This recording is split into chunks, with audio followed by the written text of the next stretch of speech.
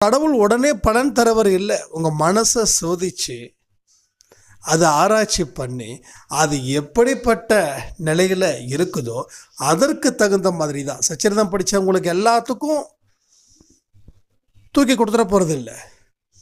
அதே மாதிரி சச்சரிதம் படிக்காத யாருக்கும் கொடுக்காம நிறுத்துறதும் இல்லை. மனம் சம்பந்தப்பட்ட விஷயங்கள் அவ்வளோதான்.